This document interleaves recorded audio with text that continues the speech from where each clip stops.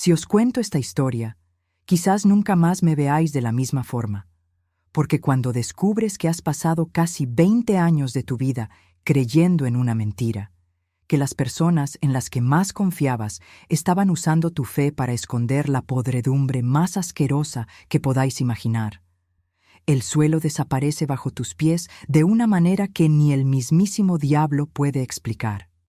¿Conocéis ese dolor que es tan profundo que parece entrar por los poros y convertirse en parte de tu sangre? Así fue como me sentí cuando descubrí lo que estaba pasando justo delante de mis narices, dentro de aquel salón del reino que yo consideraba mi segunda casa. Hola, mis queridos, me llamo Concepción, pero podéis llamarme Abuela Concha.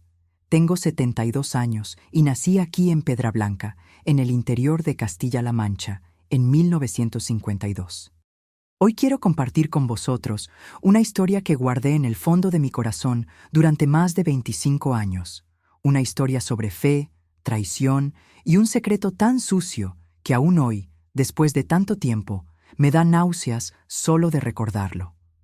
Es una historia que necesita ser contada, porque quizás sirva de alerta para otras personas que estén viviendo una situación parecida sin saberlo.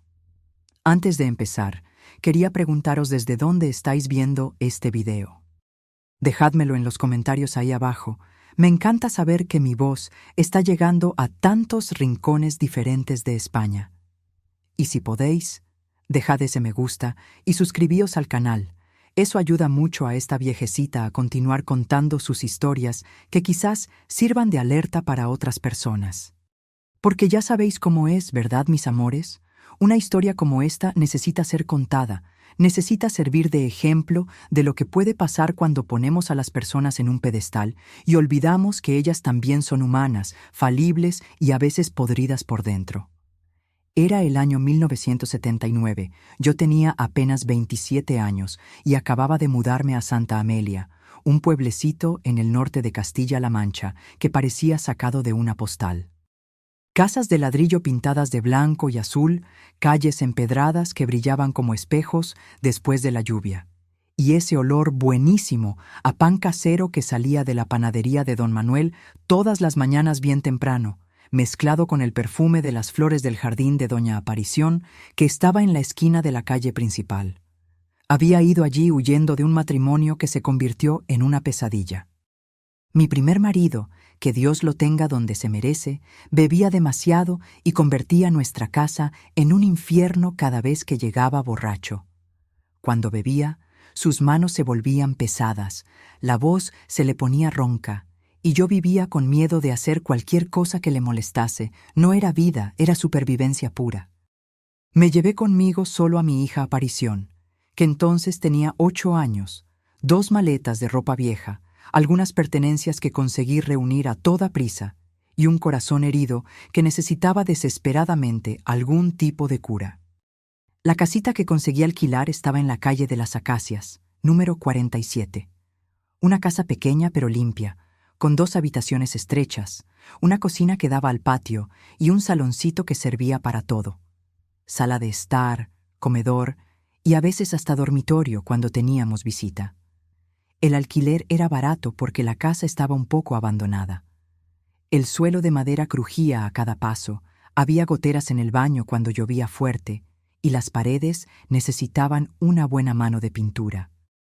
Pero para mí, en aquel momento de la vida, era un palacio, era libertad, era paz, era la oportunidad de empezar de nuevo sin tener que vivir con miedo.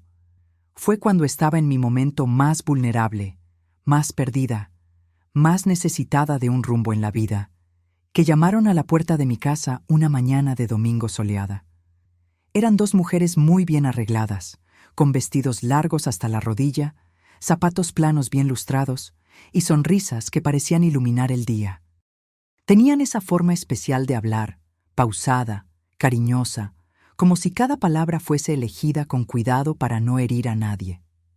La mayor se llamaba Hermana Dolores, debía tener unos 50 años, cabellos canosos, siempre recogidos en un moño impecable, y una presencia maternal que me hizo recordar a mi propia madre, que había muerto cuando yo era adolescente. La más joven era la hermana Rosario, una mujer de unos 30 años con ojos castaños que transmitían una paz que yo no sentía desde hacía mucho tiempo. Era como si trajesen un aura de tranquilidad que contrastaba completamente con el caos que había sido mi vida hasta entonces. «Buenos días, señora», dijo la hermana Dolores con una voz dulce como la miel, extendiéndome una revista colorida. «Somos testigos de Jehová y nos gustaría compartir con usted un mensaje de esperanza que cambió nuestras vidas. ¿Podríamos hablar unos minutitos?» Yo, que había sido criada católica pero que llevaba años sin pisar una iglesia, escuché cada palabra como quien bebe agua después de días en el desierto. Mi fe había quedado tocada con tanto sufrimiento, tantas oraciones que parecían no ser escuchadas, tantas noches pidiendo a Dios que me ayudase a salir de aquella situación terrible en la que vivía. Cuando estas dos mujeres aparecieron en mi puerta, hablando de esperanza, fue como si alguien hubiese encendido una vela en una habitación oscura. Me hablaron sobre la verdad, sobre una vida nueva, sobre un Dios que realmente se preocupaba por los sufrimientos de sus hijas. Me contaron sobre el paraíso en la tierra, sobre cómo Dios iba a acabar con todo sufrimiento, sobre cómo las personas malvadas serían destruidas en el Armagedón y solo los justos vivirían para siempre en una tierra perfecta. Me mostraron ilustraciones a todo color de leones jugando con corderitos, de familias felices recogiendo frutas en jardines eternos, de personas de todas las razas viviendo en perfecta armonía. Era exactamente lo que mi alma necesitaba escuchar. Después de tanto sufrimiento, tanto miedo, tanta inseguridad, la idea de un mundo perfecto donde no existiría más violencia, más maldad, más dolor, sonaba como lo más maravilloso que podía imaginar. Me ofrecieron un estudio bíblico gratuito y acepté al momento, con el corazón latiéndome fuerte de emoción. «¿Tiene usted hijos?», preguntó la hermana Rosario, notando los juguetes esparcidos por el salón. «Tengo una hija de 8 años», respondí. «Aparición. ¡Qué nombre más bonito!», sonrió la hermana Dolores. «Y ella también puede participar en los estudios. De hecho, es muy importante que los niños aprendan sobre Jehová desde pequeños, para crecer por el camino correcto». Las semanas que siguieron fueron las más transformadoras de mi vida hasta entonces. 2 veces por semana, siempre el martes y el jueves a las 7 de la tarde, la hermana Dolores y la hermana Rosario venían a mi casa religiosamente. Nos sentábamos en la mesita de la cocina que crujía a cada movimiento, tomábamos un café que yo me empeñaba en preparar especial para ellas, y me enseñaban cosas sobre la Biblia que nunca había oído antes. Usaban un libro llamado La verdad os hará libres, que tenía explicaciones sencillas sobre asuntos complicados de la Biblia. Me enseñaron sobre la Trinidad, o mejor dicho, sobre cómo la Trinidad era una doctrina falsa inventada por la Iglesia Católica.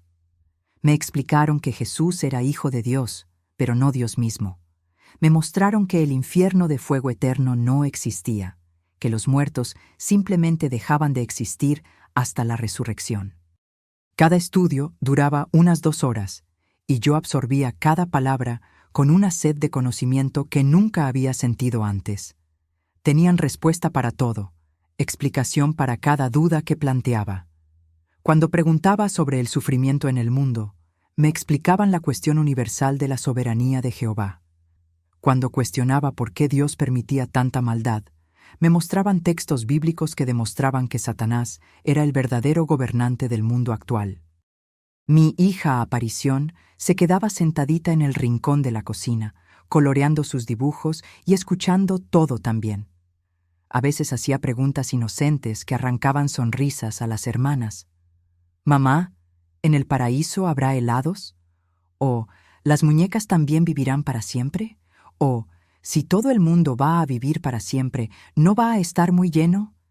Y ellas respondían con esa paciencia infinita que solo las personas realmente especiales consiguen tener con los niños. «Claro que habrá helados, hija mía», decía la hermana Rosario, acariciando los rizos de Aparición. «Habrá todo lo bueno que existe hoy, pero mucho mejor aún. Y no estará lleno porque la tierra será transformada en un paraíso inmenso, con mucho espacio para todo el mundo». En 3 meses ya estaba asistiendo a las reuniones en el Salón del Reino. El edificio estaba en la calle Mayor, justo en el centro de Santa Amelia, una construcción sencilla pero siempre muy limpia y organizada. Por fuera estaba pintado de blanco con detalles en azul marino, tenía un pequeño jardín delante con rosas rojas y blancas, y por dentro tenía ese olor característico a cera en el suelo y flores frescas que alguna hermana siempre llevaba para decorar la plataforma. La primera vez que entré allí sentí una paz que no experimentaba desde hacía años. Las personas eran todas muy educadas, muy bien vestidas, con esas sonrisas que parecían genuinas. Todo el mundo me saludaba con cariño, preguntaba mi nombre, de dónde había venido, cómo me estaba adaptando en el pueblo. Era como si hubiera encontrado una familia que nunca supe que existía. Ya en la primera reunión conocí a toda la congregación, que tenía unas 80 personas en total. Era una mezcla interesante, la mayoría mujeres y ancianos, pero también había algunas familias jóvenes con niños pequeños, algunos jóvenes solteros y hasta algunos hombres de mediana edad que parecían muy serios y respetables. Fue allí donde conocí al hermano Sebastián Herrera, el anciano más respetado de la congregación. Mis queridos, necesito describiros bien a este hombre para que entendáis el impacto que causaba en las personas. Era un hombre imponente de unos 55 años, estatura media, pero con una presencia que dominaba cualquier ambiente donde entraba. Cabellos canosos, peinados hacia atrás con brillantina, siempre de traje oscuro impecable, generalmente azul marino o gris marengo. Corbata a juego, zapatos siempre lustrados que brillaban más que un espejo. Pero no era solo la apariencia física lo que impresionaba. Era su forma de hablar, pausada, grave, como si cada palabra hubiese sido pesada antes de salir de su boca. Cuando subía a la plataforma para dar las charlas, hasta los niños se quedaban callados. Tenía una voz autoritaria, pero al mismo tiempo paternal, que hacía que las personas se estremeciesen cuando hablaba sobre Jehová y sobre la responsabilidad que todos nosotros teníamos de ser ejemplos en la congregación y en la comunidad. Hermana Concepción, me dijo la primera vez que hablamos, extendiéndome una mano firme para saludarme. Sea muy bienvenida a nuestra familia espiritual. Aquí encontrará el amor verdadero de Jehová y de sus siervos fieles. Estoy seguro de que será una gran bendición para nuestra congregación. Me sentí tan honrada, tan acogida, tan protegida. Era como si finalmente hubiera encontrado mi lugar en el mundo después de tantos años a la deriva. El hermano Sebastián me presentó a su esposa, la hermana Concepción Herrera. Sí, las dos teníamos el mismo nombre, lo que él siempre decía que era una bendición especial de Jehová, mostrando que nuestra hermana fue enviada por él para fortalecer nuestra congregación. La hermana Concepción Herrera era una señora bajita, muy delgadita, de unos 50 años, cabellos siempre recogidos en un moño apretado y una forma algo tímida de hablar. Llevaba siempre vestidos largos en tonos pastel, zapatos planos, y tenía esa forma sumisa que en aquella época yo admiraba en una esposa cristiana. Hablaba siempre bajito, especialmente cuando su marido estaba cerca, y tenía la costumbre de bajar los ojos cuando hablaba con hombres de la congregación. Tenían 3 hijos que eran considerados ejemplares en la congregación. Marcos, de 25 años, era siervo ministerial y trabajaba en la tienda de materiales de construcción del padre. Era un chico alto, serio, que parecía una versión más joven del padre, tanto en apariencia como en comportamiento. Ana Paula, de 22 años, era pionera regular, dedicando 90 horas al mes al servicio del campo, y estaba prometida con un joven hermano de otra congregación. Y el pequeño Daniel, de 18 años, acababa de bautizarse y ya mostraba interés en alcanzar privilegios de servicio. La familia Herrera era considerada el ejemplo perfecto en la congregación.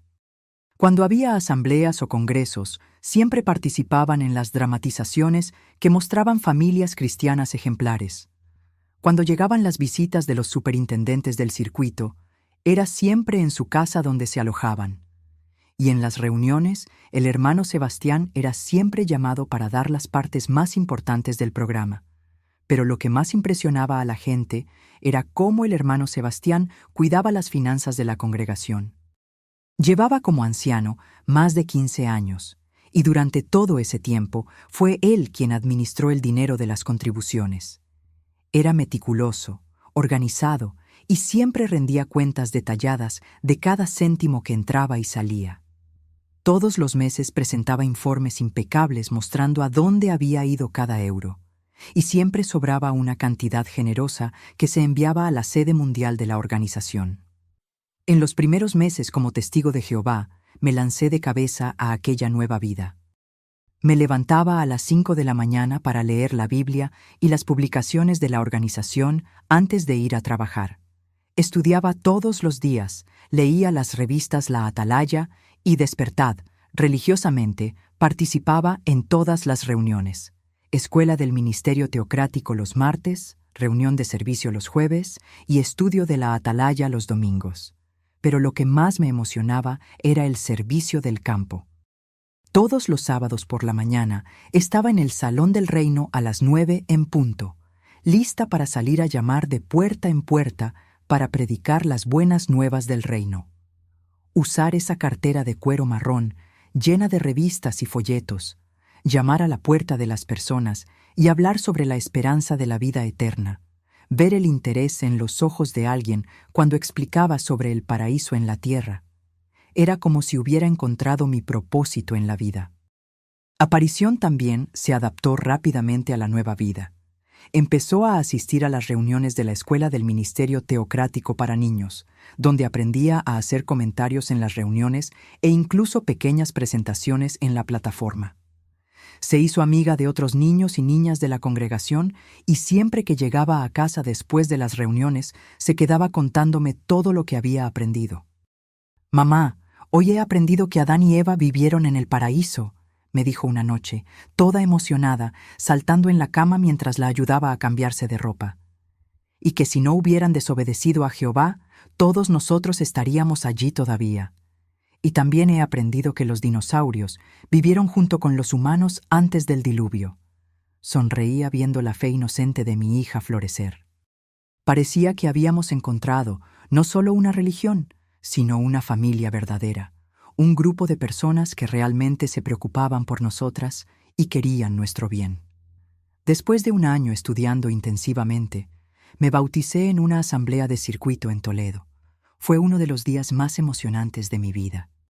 Había pasado semanas preparándome, estudiando todas las preguntas del libro Organizados para hacer la voluntad de Jehová, memorizando textos bíblicos importantes y orando diariamente para que Jehová me considerase digna de aquel paso. El hermano Sebastián fue quien dio el discurso de bautismo aquel día, hablando para una audiencia de casi 500 personas sobre el significado de aquel paso, sobre cómo estábamos muriendo para nuestra vida antigua y naciendo para una vida nueva dedicada a Jehová. Su voz resonaba por el pabellón donde tenía lugar la asamblea, firme y emocionante, haciendo que todo el mundo se estremeciera de emoción. «Hermanos que van a ser bautizados hoy», dijo, mirándonos directamente a los que estábamos sentados en la primera fila, «estáis tomando la decisión más importante de vuestras vidas. Os estáis dedicando a Jehová Dios para hacer su voluntad durante el resto de vuestras vidas. Es una decisión seria, es un compromiso que no se puede tomar a la ligera.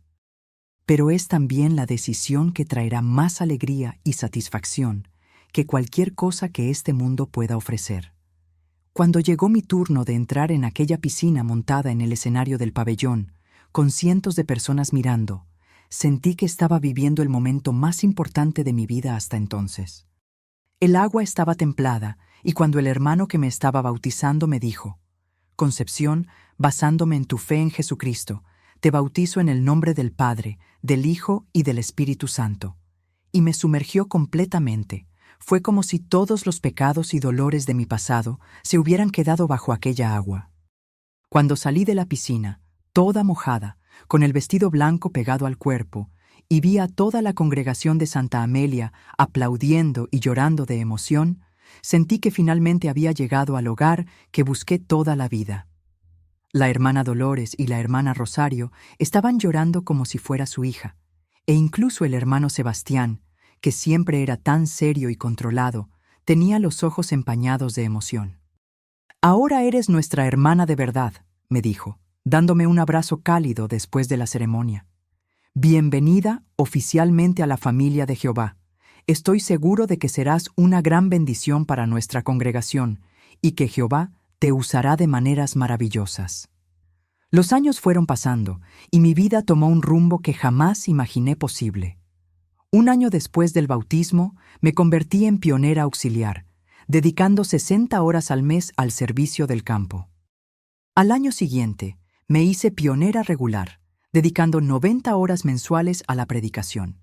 Era muy duro conciliarlo con el trabajo de empleada del hogar que hacía para mantenerme, pero sentía que era mi obligación dar lo mejor de mí para Jehová. Aparición creció dentro de la verdad como una plantita bien cuidada. Se bautizó a los 16 años en una asamblea preciosa en Madrid, y a los 20 se casó con un joven hermano muy dedicado llamado Roberto, que era siervo ministerial en una congregación vecina. La boda fue en el Salón del Reino, sencilla pero muy bonita, con toda la congregación presente. El hermano Sebastián fue quien condujo la ceremonia, y yo lloré de emoción viendo a mi hija convertirse en una mujer cristiana casada. En 1989, 10 años después de haber llegado a Santa Amelia, ya era considerada una de las hermanas más ejemplares de la congregación. Ayudaba en la limpieza del Salón del Reino todas las semanas, una tarea que hacía con placer, encerrando aquellos suelos hasta que quedasen brillando, limpiando cada cristal, cada banco, cada detalle. Organizaba las comidas campestres anuales de la congregación, cuidaba las flores que decoraban la plataforma, y el hermano Sebastián siempre me pedía que aconsejase a las hermanas más jóvenes que estaban pasando dificultades. «Hermana Concepción», me decía con frecuencia, «tienes un don especial para consolar a las personas afligidas. Jehová realmente te está usando para fortalecer a sus ovejas». Era una vida plena, con propósito, rodeada de personas que consideraba mi verdadera familia. Pero fue justamente en esa época, cuando estaba más confiada y feliz en la organización, que empecé a percibir algunas cosas extrañas. Pequeños detalles que en aquel momento atribuía a mi imaginación o falta de fe, pero que con el tiempo se fueron volviendo imposibles de ignorar. El hermano Sebastián siempre tenía dinero para todo, y ese todo parecía ir mucho más allá de lo que un comerciante de pueblo pequeño debería tener. En 1987 compró una casa nueva en el barrio más noble de Santa Amelia, una casa grande, de 2 plantas, con piscina y un jardín que parecía sacado de una revista. Al año siguiente, compró un terreno en una finca en las afueras del pueblo, donde construyó una casa de campo para los fines de semana. Y los coches, siempre andaba con coches nuevos. Primero fue un Seat Ibiza, recién salido del concesionario, después un Ford Sierra, luego un BMW Serie 3, y por último un Mercedes Clase C plateado, que en aquella época era considerado coche de ricos. Cuando alguien de la congregación comentaba sobre estas adquisiciones, siempre daba la misma respuesta con aquella sonrisa confiada. «Jehová bendice a aquellos que son fieles. Cuando ponemos el reino en primer lugar, todas las demás cosas se nos añaden». Yo creía plenamente en eso. El hermano Sebastián era un hombre de Dios, un anciano respetado, padre de familia ejemplar. Si estaba prosperando materialmente, era porque se lo merecía de verdad. Era la bendición de Jehová sobre un siervo fiel. Pero había pequeños detalles que me molestaban sin conseguir explicar el porqué.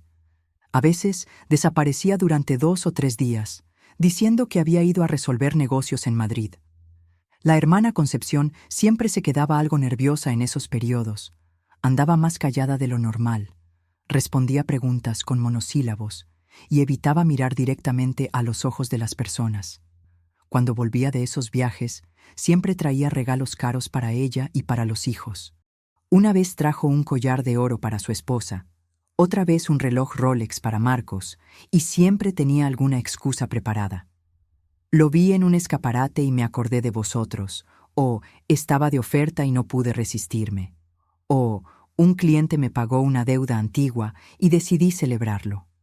Una vez, estaba en su casa ayudando a la hermana Concepción a preparar la comida para los superintendentes del circuito que habían venido a visitar la congregación. Era un jueves por la mañana y había ido allí muy temprano para ayudar con los preparativos. Estábamos pelando patatas en la cocina cuando vi una factura encima de la mesa que se había caído de dentro de una bolsa de compras. Era de una joyería famosa de Madrid, por valor de 500.000 pesetas. Una fortuna para los estándares de 1995. Cuando pregunté sobre aquello, intentando sonar casual, la hermana Concepción se puso roja como un tomate y rápidamente guardó el papel dentro de la bolsa. Es un regalo que Sebastián compró para nuestra Ana Paula, tartamudeó, evitando mirarme a los ojos. Ya sabes cómo es de cariñoso con los hijos, siempre quiere darles lo mejor. Pero Ana Paula se había mudado a Barcelona después de casarse y raramente visitaba Santa Amelia. ¿Por qué el hermano Sebastián gastaría una fortuna en una joya cara para una hija que vivía a 500 kilómetros de distancia y que probablemente solo vendría a casa por Navidad? Otro detalle que me llamaba la atención era cómo siempre se ofrecía para cuidar él solo de las finanzas de la congregación. Cuando otros ancianos sugerían que sería bueno tener a alguien más ayudando en la contabilidad para dividir la responsabilidad y tener más transparencia, siempre encontraba una excusa convincente. «Hermanos, ya sabéis lo detallista que soy con estas cosas», decía en las reuniones de los ancianos, de las cuales a veces escuchaba trozos cuando estaba limpiando el salón después de que salieran. Es mejor dejar que una sola persona se encargue para que no haya confusión en los números. Además, tengo experiencia con contabilidad por la tienda, así que puedo garantizar que todo se haga de la forma más profesional posible. Y realmente, el hermano Sebastián era muy organizado con el dinero de la congregación. Todos los meses presentaba informes detallados de todos los gastos: luz, agua, materiales de limpieza, mantenimiento del edificio, contribuciones para la obra mundial. Los números siempre cuadraban perfectamente y siempre sobraba una cantidad buena que se enviaba a la sede. La congregación de Santa Amelia era conocida en la región como una de las que más contribuía financieramente a la obra mundial, proporcionalmente al número de publicadores. Pero fue en marzo de 1997 cuando todo empezó a cambiar en mi vida de una forma que jamás podría haber imaginado. Aquel mes estaba pasando una fase muy difícil económicamente. El sueldo que ganaba como empleada del hogar y limpiadora no llegaba para pagar todas las facturas y necesitaba urgentemente 80.000 pesetas para saldar una deuda de la tarjeta de crédito que se estaba venciendo y ya acumulaba intereses que no conseguía pagar. Como era pionera desde hacía tantos años, siempre había sido muy dedicada a la obra. Siempre había contribuido con la congregación, incluso cuando las cosas estaban apretadas para mí. Decidí hablar con el hermano Sebastián para ver si la congregación podría ayudarme con un préstamo temporal. No era raro que la organización ayudase a hermanos en dificultades, especialmente a aquellos que se dedicaban tanto como yo. «Hermano Sebastián», le dije después de una reunión de jueves, cuando casi todo el mundo ya se había ido y el salón estaba casi vacío. «¿Podría hablar con usted en privado? Es sobre un asunto algo delicado». «Por supuesto, hermana Concepción», respondió con aquella sonrisa gentil de siempre, guardando los libros que estaba organizando en una cartera de cuero. «Vamos a la biblioteca. Allí podremos hablar con más privacidad». La biblioteca del Salón del Reino era una salita pequeña en la parte trasera del edificio, donde se guardaban las publicaciones antiguas, los libros de contabilidad, y donde a veces los ancianos hablaban con los hermanos que necesitaban orientación espiritual o tenían problemas personales que resolver. Tenía solo una mesa pequeña, 2 sillas, una estantería llena de libros y revistas y una ventanita que daba al patio trasero. Entramos allí. Cerró la puerta con cuidado y le expliqué mi situación con todos los detalles. Le hablé sobre las dificultades económicas, sobre cómo estaba intentando equilibrar los gastos pero no lo conseguía, sobre cómo necesitaba aquel dinero urgentemente para no quedar con el nombre en el registro de morosos. Ya sabe cómo siempre he sido dedicada a la obra. Empecé, algo avergonzada de estar pidiendo ayuda. Nunca he pedido nada a la congregación. Siempre he intentado resolver mis problemas sola. Pero ahora estoy en una situación muy apretada y necesitaba una ayuda temporal. Puedo devolverlo en plazos pequeños, si es necesario. Me escuchó con atención, asintiendo de vez en cuando y haciendo esos ruiditos que hace la gente cuando está prestando atención de verdad. Cuando terminé de hablar, se quedó algunos segundos en silencio, como si estuviera pensando cuidadosamente qué responder. «Hermana Concepción», dijo finalmente, inclinándose hacia adelante en la silla y hablando en un tono paternal, «ya sabes que siento el mayor cariño y respeto por ti. Admiro mucho tu dedicación a Jehová, tu ejemplo como pionera, la forma en que criaste a tu hija sola. Realmente eres una de las hermanas más ejemplares que tenemos en la congregación». Sentí un calorcillo en el corazón al oír esas palabras. Era bueno saber que mi esfuerzo era reconocido. Pero desafortunadamente, continuó, el dinero de la congregación no se puede usar para préstamos personales, ni siquiera para emergencias. Eso va contra las directrices de la organización.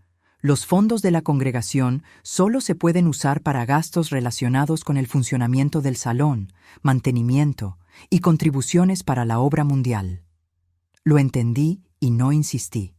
Al fin y al cabo, tenía razón sobre las normas de la organización. Ya había oído eso otras veces y sabía que realmente no estaba permitido usar dinero de la congregación para cuestiones personales de los hermanos. Pero entonces hizo una propuesta que me sorprendió completamente.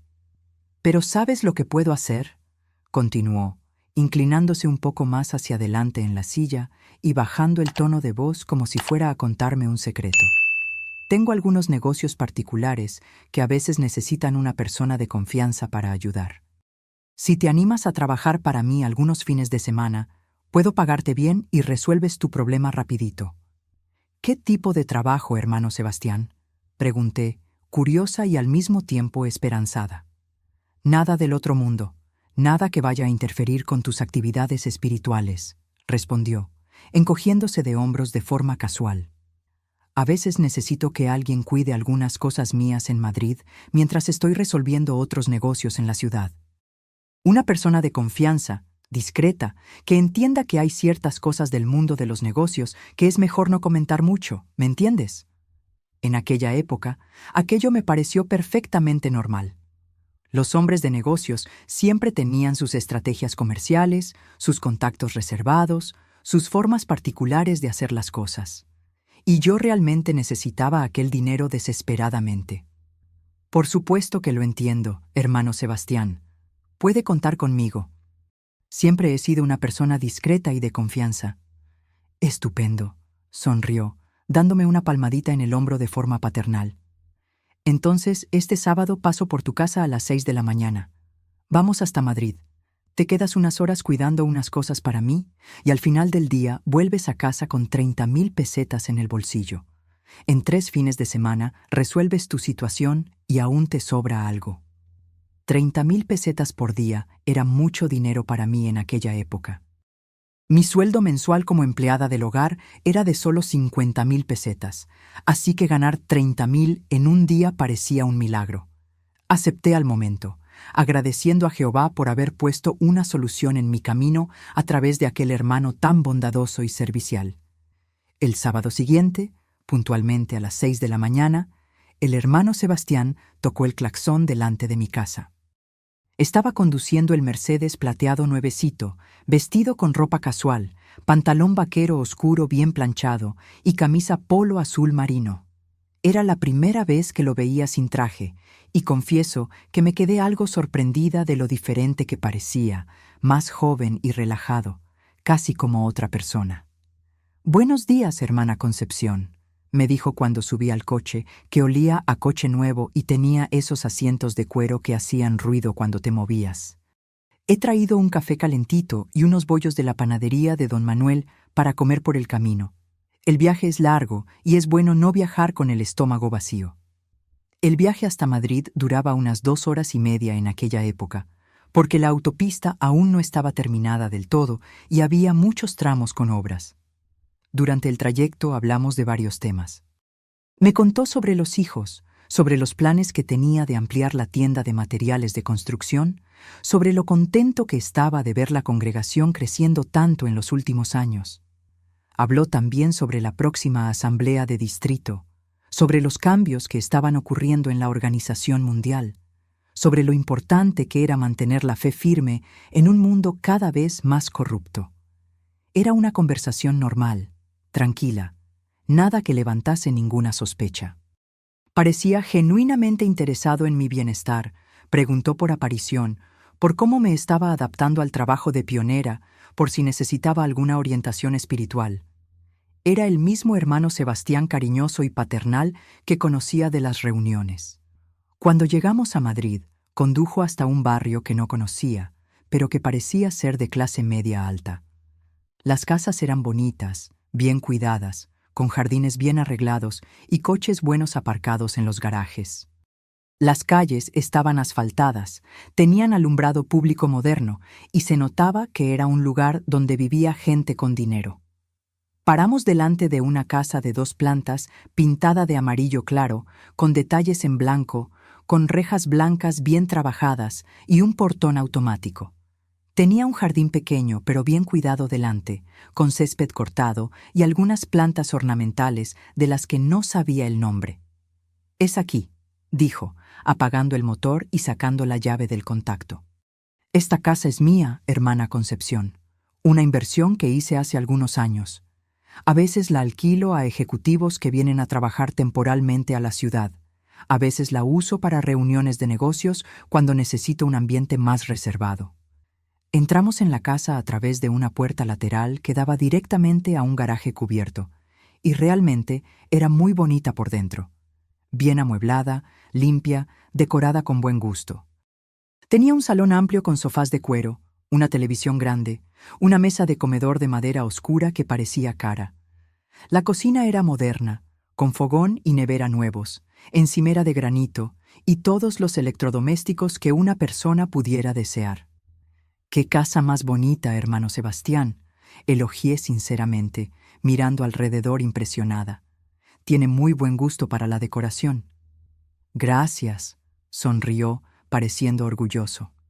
Mi esposa ayudó a elegir algunas cosas, pero la mayor parte fue idea mía. Me gustan los ambientes elegantes pero al mismo tiempo acogedores. Me enseñó rápidamente el resto de la casa.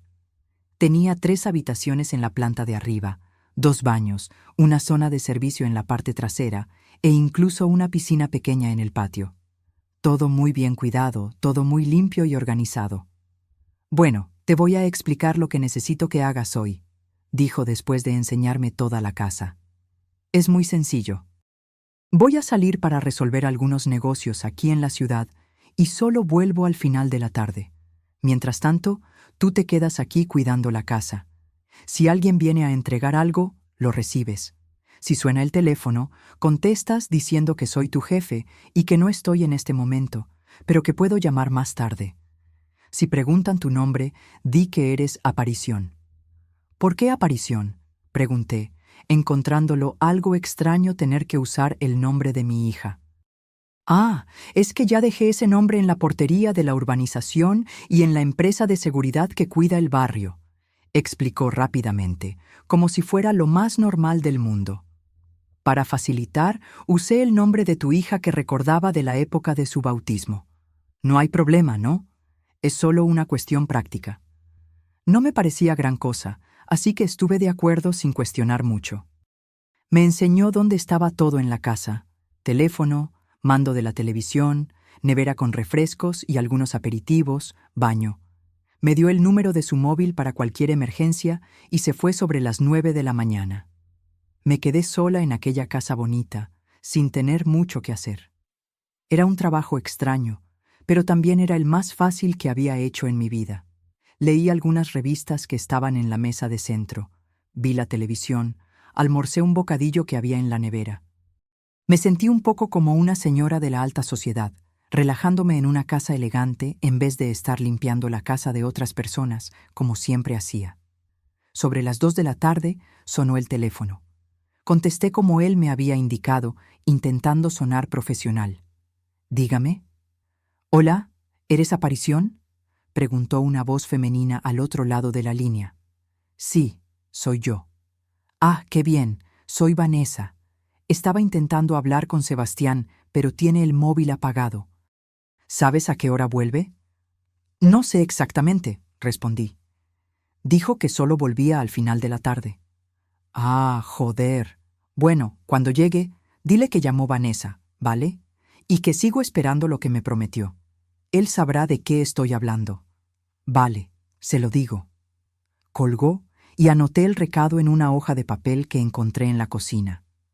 No pensé mucho en aquello en aquel momento.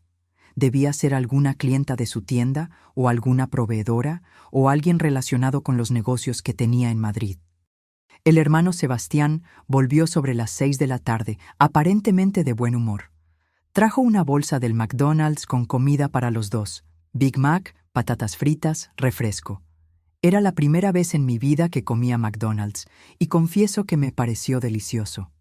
«¿Cómo ha ido el día, hermana Concepción? ¿Algún problema?», preguntó mientras abría los envases de las hamburguesas. «Ningún problema», respondí, entregándole el papel con el recado. «Solo esa chica que llamó». Cuando leyó el nombre Vanessa, me di cuenta de que su cara cambió por una fracción de segundo. Fue rápido, pero no pasó desapercibido.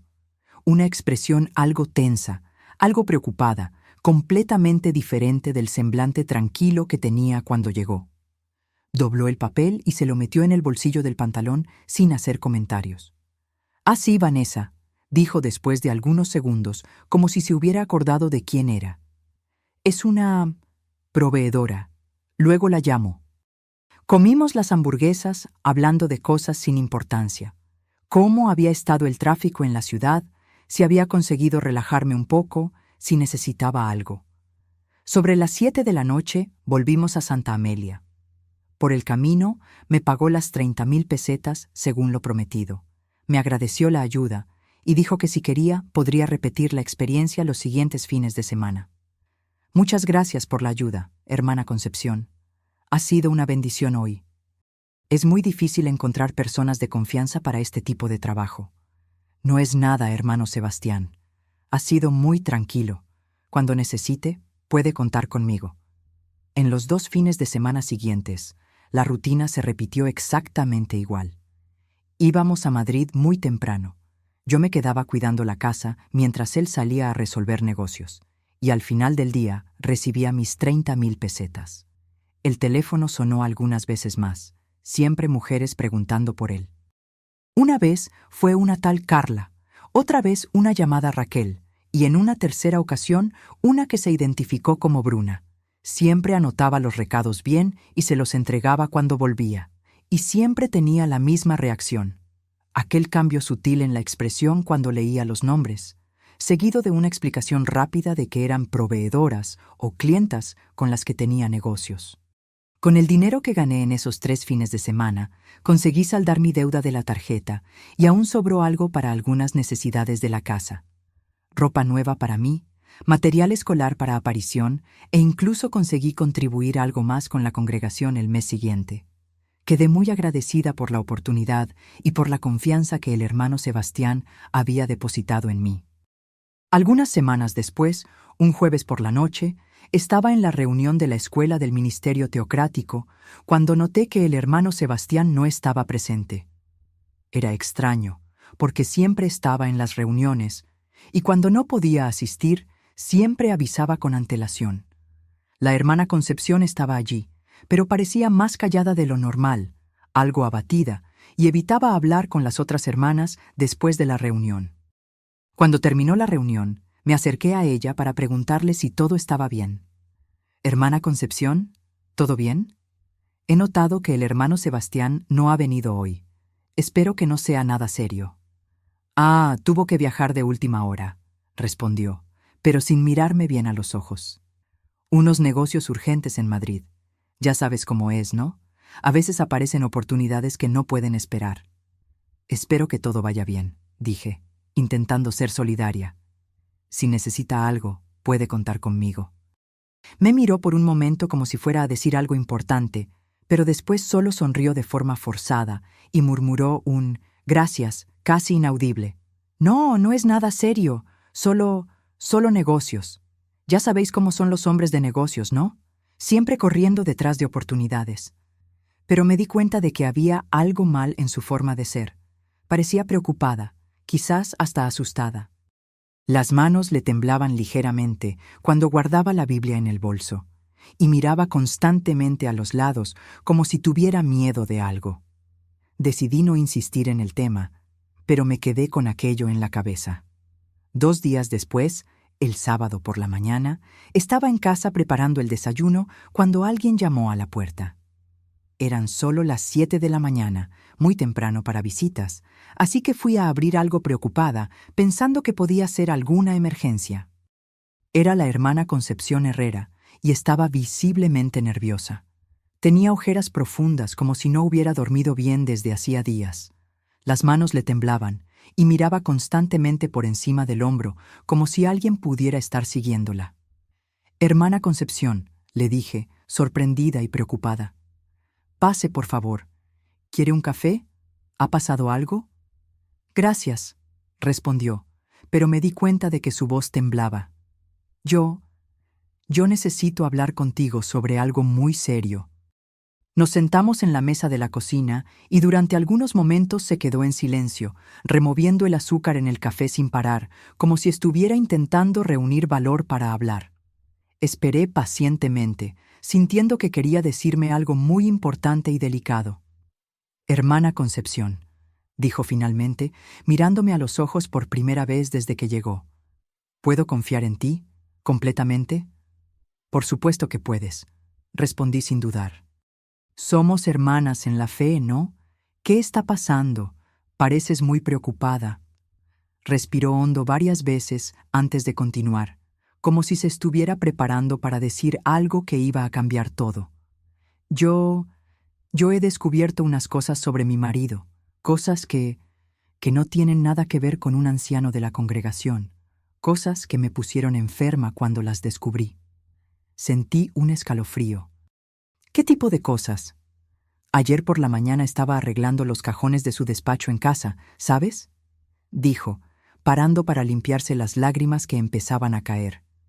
Estaba buscando unos documentos que él me había pedido, y acabé encontrando una agenda escondida detrás de unos papeles, bien al fondo de un cajón que él siempre mantiene cerrado con llave. Paró de hablar y miró hacia abajo, como si fuera demasiado difícil continuar.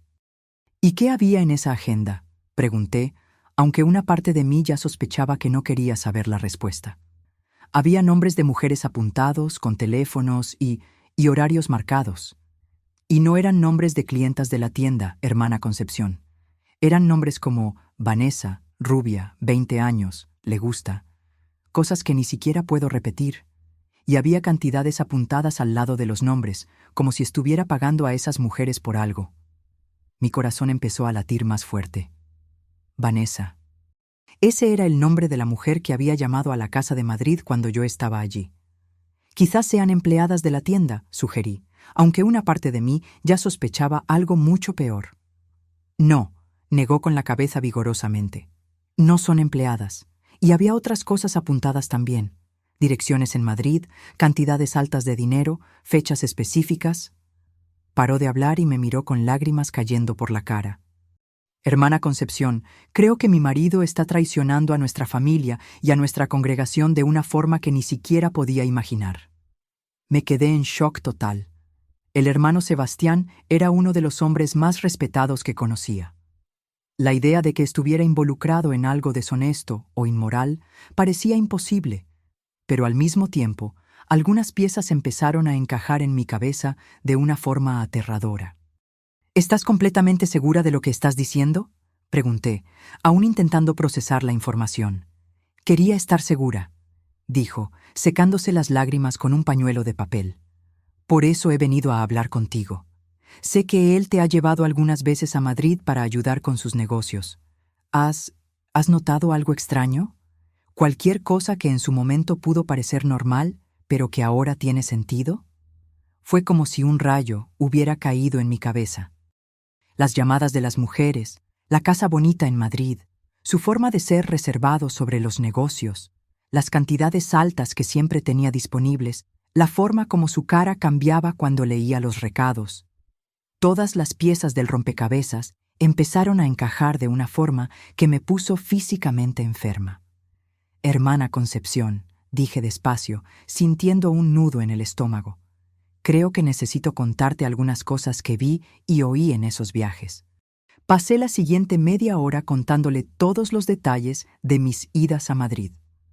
Las llamadas de las mujeres con nombres sugestivos, los recados extraños que anoté, la forma como su cara cambiaba cuando leía los nombres, la casa lujosa que decía que era una inversión, la forma como insistía en que usase el nombre de mi hija en vez del mío propio.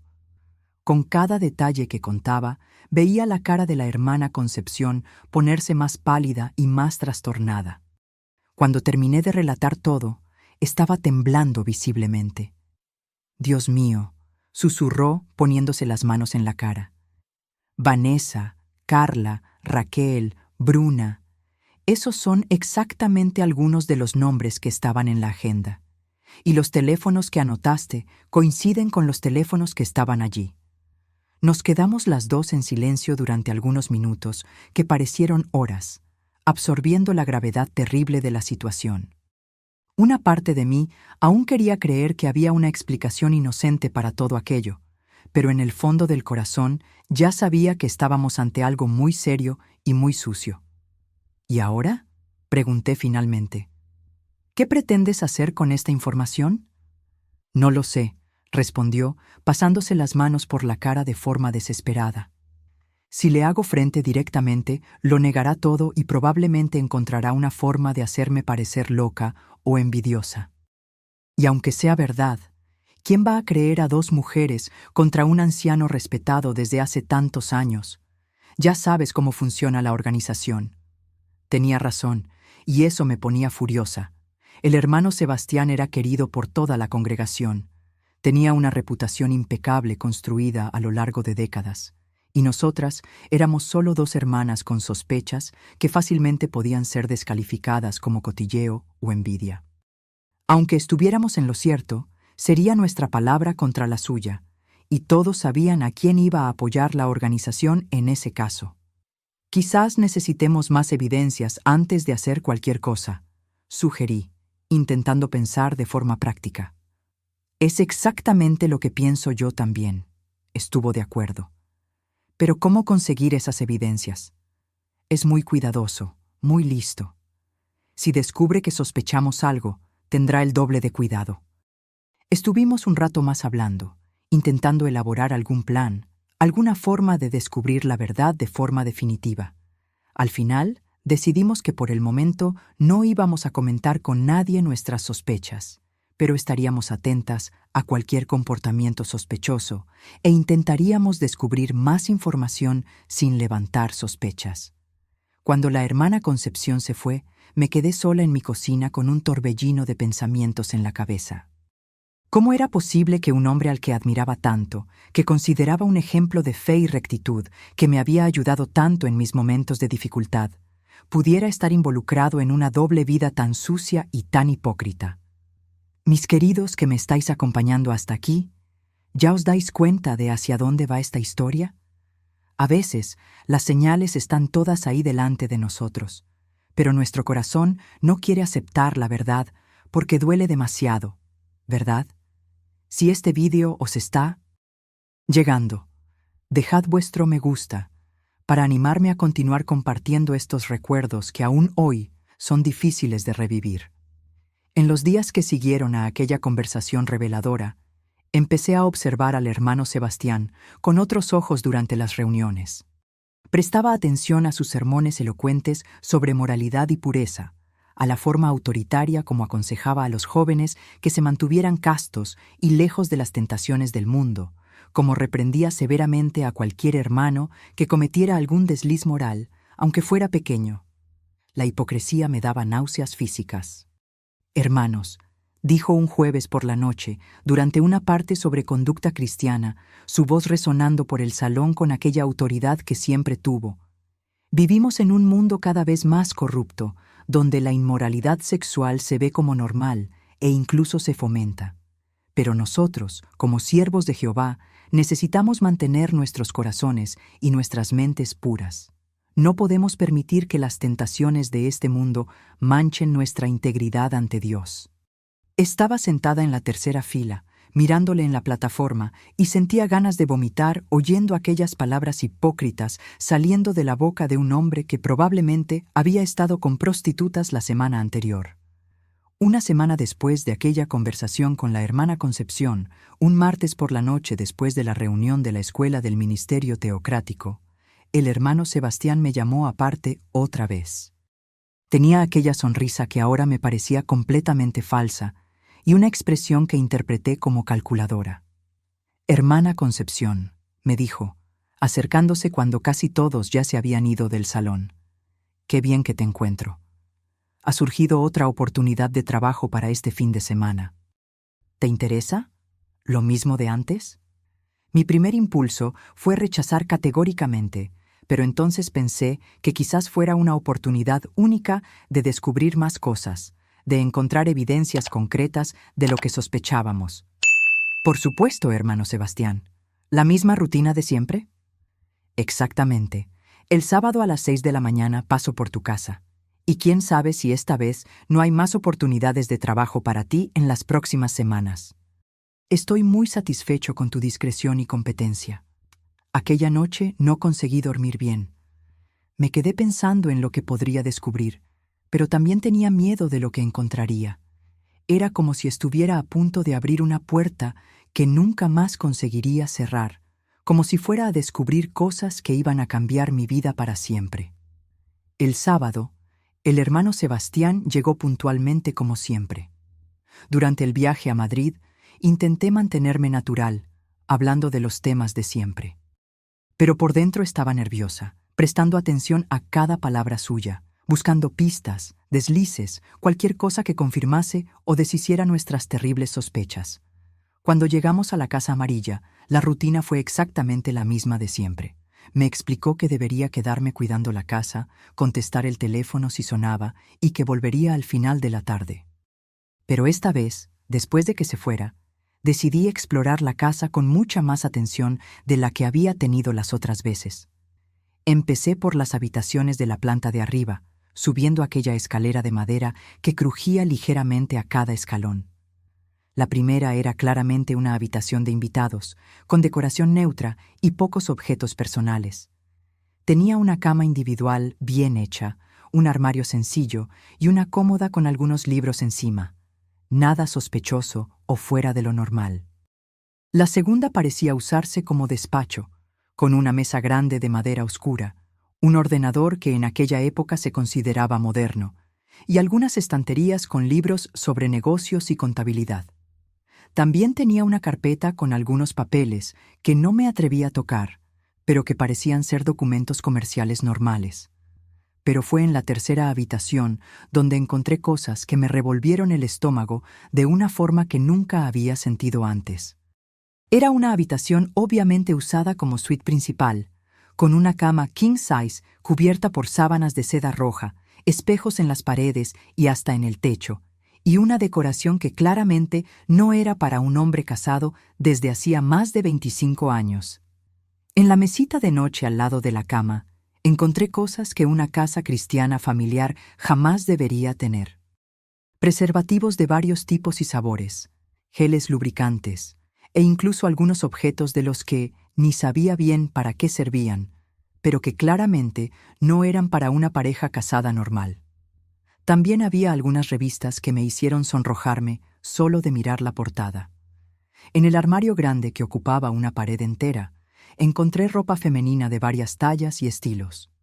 No era ropa de una esposa respetable, era ropa provocativa, lencería cara con etiquetas de tiendas famosas, zapatos de tacón alto de todos los tipos.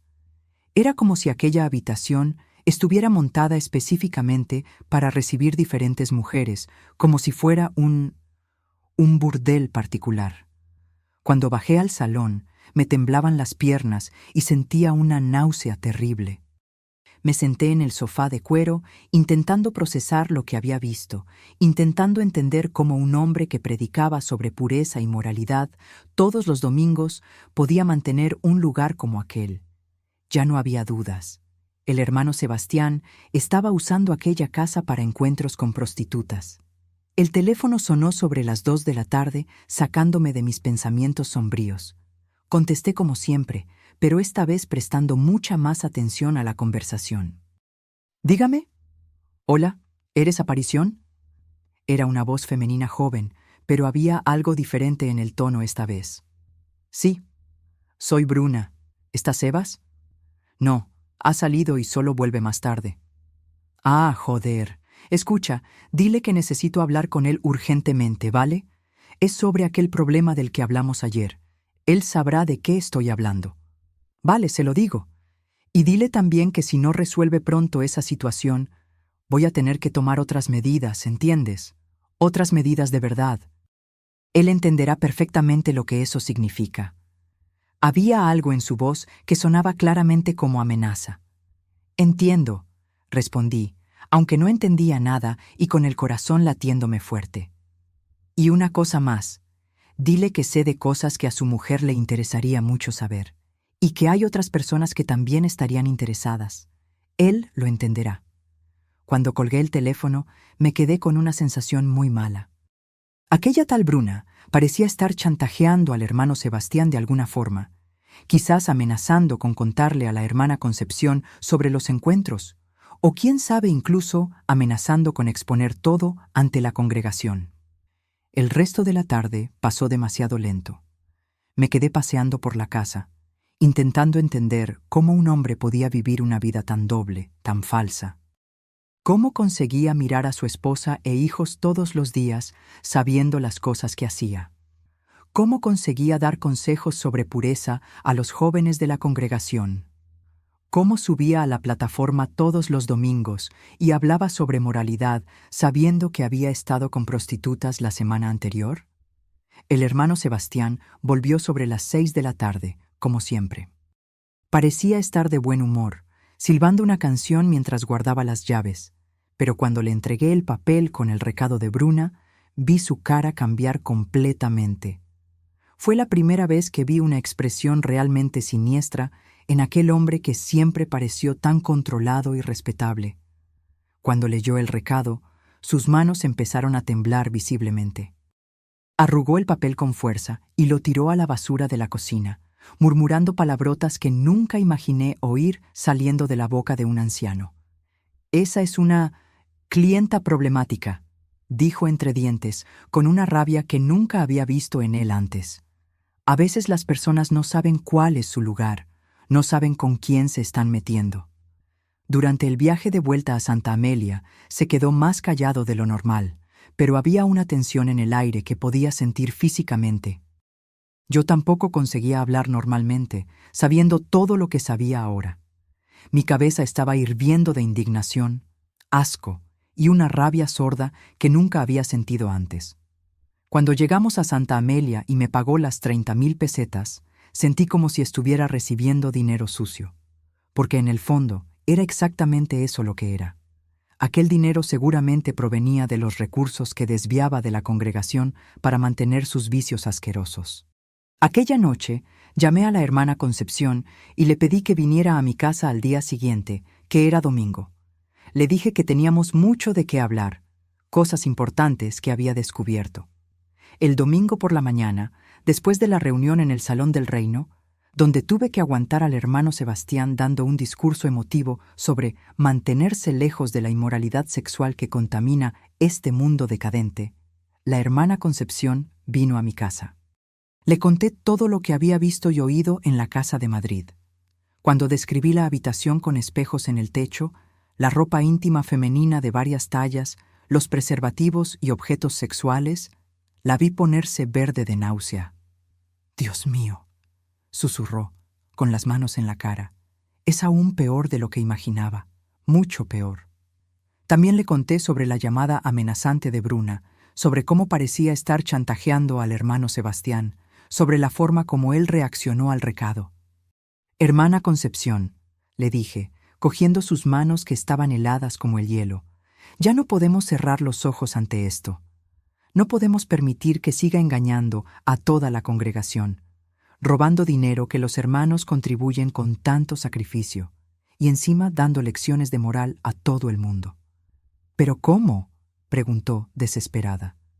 «Incluso con todo lo que has visto, sigue siendo nuestra palabra contra la suya. Y ya sabes cómo funciona la organización, siempre protegen a los ancianos. Dirán que somos mujeres envidiosas intentando destruir a un hombre de Dios». Tenía razón, y eso me ponía furiosa.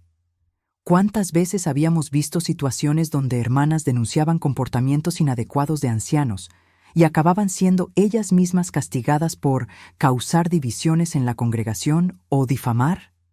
«Entonces, ¿qué propones?», pregunté. «Necesitamos evidencias irrefutables», dijo con una determinación que no había visto antes. «Algo que él no pueda negar ni la organización ignore. Documentos, fotografías, testigos oculares, algo que haga imposible tapar el caso». Fue entonces cuando tuvimos una idea arriesgada, pero que parecía ser nuestra única opción. La hermana Concepción iba a intentar coger la agenda original que había visto escondida en su despacho. Con los nombres completos, teléfonos y anotaciones de las prostitutas, quizás conseguiríamos convencer a algunas de ellas para que testificaran contra él, especialmente si algunas estaban siendo chantajeadas o maltratadas. Durante la semana siguiente, se quedó observando los movimientos de su marido, esperando una oportunidad para entrar en el despacho sin ser descubierta. El jueves, él anunció que iba a viajar a un proveedor en Cuenca y solo volvería el viernes por la noche. Era la oportunidad perfecta. El viernes por la mañana, mientras los hijos estaban en el trabajo y en el instituto, la hermana Concepción fue hasta el despacho de él en casa y revolvió todo hasta encontrar la agenda escondida. Copió meticulosamente todos los nombres, teléfonos y anotaciones en una libretita pequeña que siempre llevaba en el bolso. Cuando me enseñó aquello el sábado por la mañana, me quedé impactada con la cantidad y la naturaleza de las informaciones. Había por lo menos 20 nombres de mujeres diferentes, con teléfonos, direcciones y anotaciones detalladas sobre gustos personales, preferencias sexuales y cantidades pagadas. También había anotaciones sobre contribuciones extra que hacía para determinadas campañas de la organización, cantidades altísimas que claramente no concordaban con los ingresos reales de un comerciante de pueblo pequeño. «Mira esto», dijo la hermana Concepción, señalando una página específica. Anotó que contribuyó con 800,000 pesetas para la construcción del nuevo salón de asambleas. 800,000 pesetas. ¿De dónde sacó tanto dinero? Pero lo que más me impresionó fueron las anotaciones detalladas sobre las finanzas de la congregación. Tenía cantidades exactas de todas las contribuciones mensuales de los últimos 2 años, y al lado, anotaciones sobre retiradas para gastos personales. Estaba todo allí, en blanco y negro. Llevaba años desviando dinero de la congregación para mantener su vicio con las prostitutas. «Hermana Concepción», le dije, sintiendo una mezcla de asco y satisfacción. «Esto es oro puro. Con esta información ya no tiene forma de negar nada. Ahora necesitamos decidir cómo usar esto de la mejor forma», respondió.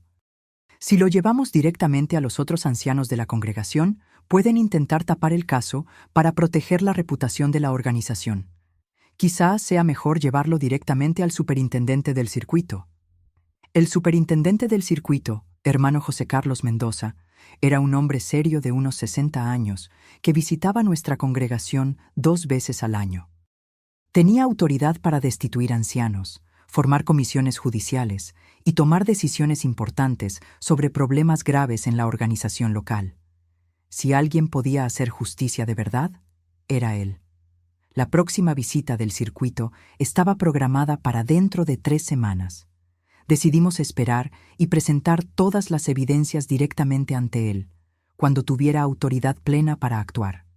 Esas 3 semanas fueron las más tensas y difíciles de mi vida hasta entonces. Cada vez que veía al hermano Sebastián en la congregación, sentía una mezcla de asco, rabia y ansiedad. Cuando daba sus discursos pomposos sobre moralidad e integridad cristiana, tenía ganas de levantarme y gritar la verdad a todo el mundo, pero sabía que necesitaba esperar el momento correcto, hacer las cosas de la forma correcta. Durante ese período, el hermano Sebastián me llamó 2 veces más para ir a Madrid. Acepté, porque quería reunir aún más evidencias y también porque quería observar de cerca cómo se comportaba. En una de esas veces, conseguí anotar discretamente la matrícula del coche de una de las mujeres que vi llegando a la casa cuando él pensaba que no estaba mirando. En otra ocasión, oí parte de una conversación telefónica suya donde hablaba sobre ajustar las cuentas de la congregación antes de la visita del superintendente. No puede sobrar demasiado dinero en la cuenta este mes, le oí decir por teléfono, pensando que yo estaba en la planta de arriba. El viejo José Carlos es muy meticuloso con estas cosas. Tiene que parecer que lo hemos gastado todo en gastos legítimos. Finalmente llegó la semana de la visita del circuito. El hermano José Carlos llegó un martes por la noche y se quedaría hasta el domingo, como siempre. Y como siempre, se alojó en casa del hermano Sebastián, lo que hacía todo más complicado para que nosotras consiguiéramos una audiencia particular con él. El jueves, conseguimos quedar para una conversación particular con el hermano José Carlos. Dijimos que teníamos algo muy serio que discutir sobre la administración de la congregación, algo que requería su atención urgente. «Hermanas», nos dijo cuando nos recibió en una salita del Salón del Reino, su cara mostrando curiosidad y preocupación. Parecíais muy inquietas cuando pedisteis esta conversación. ¿Qué está pasando? La hermana Concepción respiró hondo antes de empezar. Hermano José Carlos, hemos descubierto que el hermano Sebastián está viviendo una doble vida que deshonra completamente nuestra organización y todo lo que representamos. Su cara se puso seria inmediatamente. Esas son acusaciones muy graves, hermana Concepción. ¿Tenéis evidencias concretas de lo que estáis hablando? Fue cuando le enseñamos la copia de la agenda y le contamos todo lo que habíamos descubierto en los últimos meses. Cada nombre, cada cantidad, cada detalle sórdido de la vida secreta del hermano Sebastián. Le enseñamos las anotaciones sobre las desviaciones de dinero de la congregación, le explicamos sobre la casa en Madrid, le contamos sobre las llamadas de las prostitutas. El hermano José Carlos escuchó todo en silencio absoluto, tomando anotaciones cuidadosas en una libreta.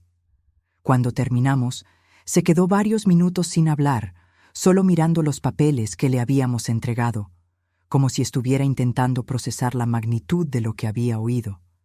«Hermanas», dijo finalmente, su voz mostrando la gravedad de la situación. «Si todo esto es verdad, estamos ante una de las situaciones más graves que he enfrentado en la organización. ¿Pero entendéis que no puedo tomar ninguna acción basándome solo en esta información? Necesito evidencias más concretas».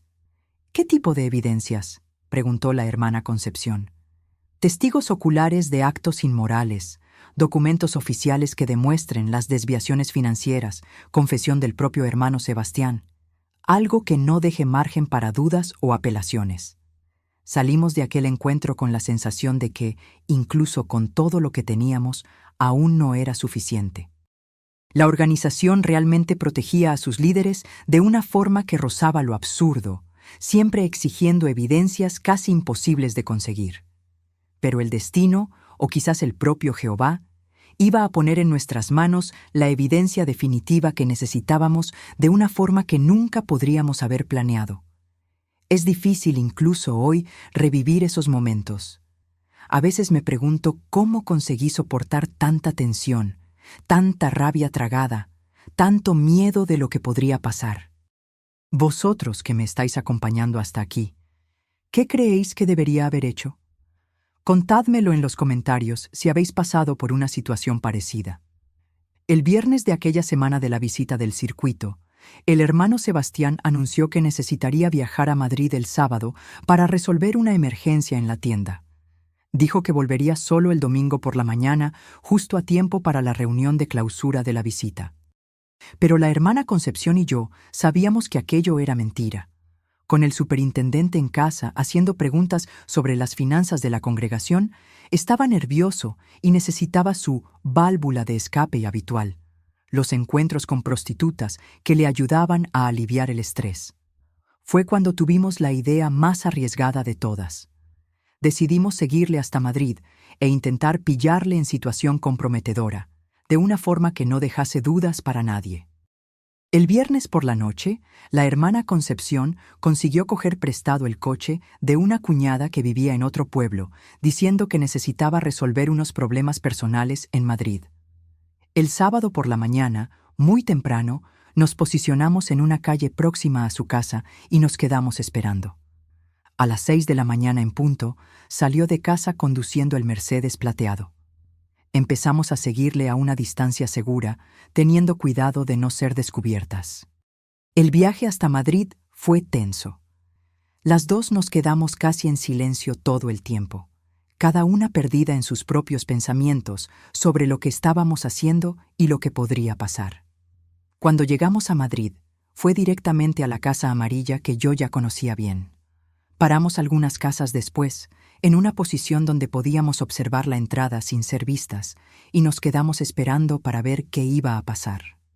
Sobre las 10 de la mañana, un taxi paró delante de la casa y bajó una chica joven. Debía tener unos 22 años, rubia, usando ropa muy provocativa, una falda demasiado corta, una blusa escotada, zapatos de tacón alto. Tocó el timbre y fue recibida por el hermano Sebastián en la puerta, que la saludó con un beso en la mejilla y la invitó a entrar de una forma claramente íntima. «Dios mío», susurró la hermana Concepción, con las manos temblando en el volante. «¿Estamos viendo esto de verdad? ¿Mi marido recibiendo a una prostituta como si fuera lo más normal del mundo?» 50 minutos después, llegó otra chica, esta vez morena, un poco mayor, quizás 25 años. La misma escena se repitió. Saludo íntimo en la puerta, entrada rápida en la casa. «Está haciendo una orgía», dije, sintiendo ganas de vomitar. Un anciano de la congregación, un hombre casado desde hace casi 30 años, padre de familia ejemplar, está haciendo una orgía con prostitutas mientras su esposa piensa que está cuidando de negocios. Nos quedamos allí 2 horas más, viendo un movimiento constante de mujeres entrando y saliendo de aquella casa, siempre recibidas por el hombre al que todos nosotros respetábamos como un ejemplo de rectitud moral e integridad cristiana. Cada mujer que llegaba era más joven y más vulgarmente vestida que la anterior. Sobre las 2 de la tarde, la hermana Concepción no aguantó más. «Vámonos de aquí», dijo, con lágrimas cayendo por la cara. «Ya he visto suficiente para el resto de mi vida. No aguanto más quedarme aquí viendo esta degradación». Durante el viaje de vuelta a Santa Amelia, lloró casi todo el tiempo. No era solo la traición conyugal lo que la estaba destruyendo, era la traición de todo en lo que creía. ¿Cómo una persona podía ser tan falsa, tan hipócrita? ¿Cómo conseguía engañar a una familia entera, a una congregación entera, durante tantos años? 28 años de matrimonio, dijo entre sollozos. 28 años criando hijos con un hombre que pensaba que conocía. Y ahora descubro que todo fue una mentira, que es un completo desconocido. Llegamos a Santa Amelia al final de la tarde, ambas emocionalmente agotadas. La hermana Concepción me dejó en casa y se fue directamente a la suya, diciendo que necesitaba quedarse sola para pensar en qué hacer con todo lo que habíamos visto. El domingo por la mañana, el hermano Sebastián apareció en la reunión como si nada hubiera pasado. Estaba bien arreglado, sonriente, saludando a todo el mundo con aquella gentileza falsa de siempre. Cuando vio a su esposa, le dio un beso en la mejilla y le preguntó cómo había sido el día anterior, si había descansado bien, si necesitaba algo. La hermana Concepción y yo nos miramos de lejos durante toda la reunión y vi en su mirada la misma rabia que yo sentía. Pero también había algo diferente, una determinación que no existía antes, una decisión que había sido tomada. Después de la reunión, el hermano José Carlos se empeñó en despedirse personalmente de varias personas de la congregación. Cuando llegó nuestro turno, la hermana Concepción dijo que le gustaría hablar con él una vez más antes de que se fuera. Por supuesto, hermana Concepción. ¿Vamos a la biblioteca otra vez? Esta vez fue directa al grano, sin rodeos. Hermano José Carlos, ayer seguimos al hermano Sebastián hasta Madrid y le vimos recibiendo prostitutas en la casa que mantiene allí. Lo vimos con nuestros propios ojos. El superintendente se quedó visiblemente impactado. ¿Vosotras visteis eso personalmente? Lo vimos, confirmé. Varias mujeres jóvenes entrando y saliendo de la casa durante toda la mañana. Todas vestidas de forma provocativa, todas recibidas por él de forma íntima. ¿Y podéis jurar sobre esto en una comisión judicial oficial? Podemos, respondió la hermana Concepción sin dudar. Y tenemos horarios, descripciones detalladas, todo anotado. El hermano José Carlos se quedó en silencio durante varios minutos, claramente procesando la extrema gravedad de la situación. Finalmente, habló. Hermanas, ¿entendéis que esto va a resultar en una investigación completa y probablemente en la destitución inmediata del hermano Sebastián de todos los privilegios de servicio? ¿Y posiblemente en expulsión? Es exactamente lo que queremos, dijo la hermana Concepción con una firmeza que me impresionó. No puedes seguir engañando a toda la congregación y manchando el nombre de Jehová. Muy bien. Voy a cancelar mi viaje de vuelta hoy y quedarme algunos días más para formar una comisión judicial urgente. También voy a necesitar que relatéis todo por escrito y firméis el documento. Y voy a llamar a otros 2 ancianos de congregaciones vecinas para garantizar total imparcialidad. Finalmente, después de meses de angustia, incertidumbre y rabia tragada, las cosas empezaron a moverse en la dirección de la justicia. La comisión judicial se fijó para el martes siguiente, a las 7 de la tarde, en el Salón del Reino. Además del hermano José Carlos, participarían el hermano Antonio Herrera, sin parentesco con Sebastián, de la congregación de Valdepeñas, y el hermano Pablo Roberto de la congregación de Manzanares. El hermano Sebastián sería confrontado con todas las evidencias que habíamos reunido a lo largo de esos meses angustiosos. El lunes, un día antes de la comisión, el hermano Sebastián me buscó después de la reunión. Estaba visiblemente nervioso, con una expresión que nunca había visto antes, medio desesperada, medio amenazante, completamente diferente de la confianza que siempre demostró. Hermana Concepción, me dijo, llamándome a un rincón más reservado del salón después de que casi todo el mundo ya se había ido. He oído algunos rumores de que habéis estado haciendo algunas acusaciones infundadas contra mí al superintendente del circuito. Sentí mi corazón acelerarse, pero intenté mantener la compostura. No sé de qué está hablando. No te hagas la despistada conmigo, dijo, acercándose más a mí de una forma que me hizo sentir incómoda. Sabes muy bien de qué estoy hablando. Y quiero que sepas que si seguís con esa persecución infundada, esa campaña difamatoria, voy a tener que tomar medidas drásticas para proteger mi reputación y mi familia. Había algo en su voz que sonaba como amenaza clara y directa. ¿Qué tipo de medidas?, pregunté, intentando sonar valiente a pesar del miedo. Bueno, por ejemplo, dijo con una sonrisa siniestra que me dio escalofríos. Todo el mundo en la congregación sabe que tienes problemas económicos constantes, ¿verdad?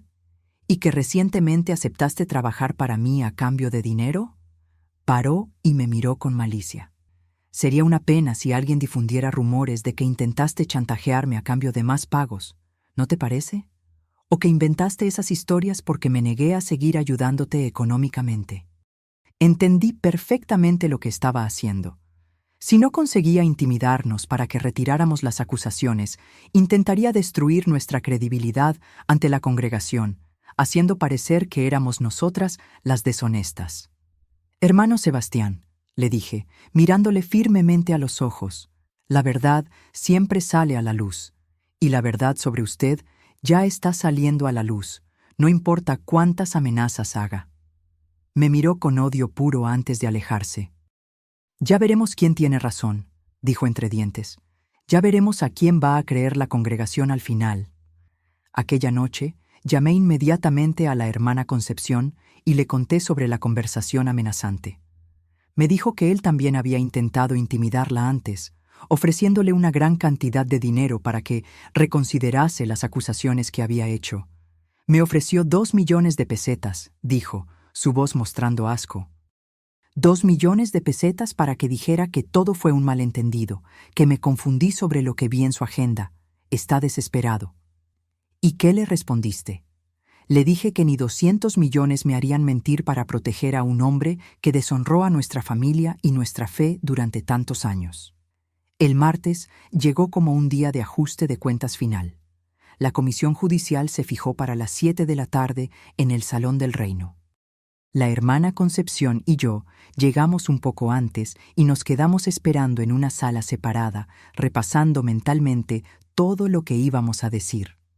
A las 7 en punto nos llamaron para presentar nuestro testimonio. El salón principal del Salón del Reino había sido organizado como un tribunal, con una mesa larga donde se sentaban los 3 ancianos de la comisión, y sillas separadas para nosotras y para el hermano Sebastián. Cuando él entró en la sala, estaba visiblemente alterado. Las manos le temblaban visiblemente. Había sudor en la frente a pesar del aire acondicionado y evitaba mirarnos directamente.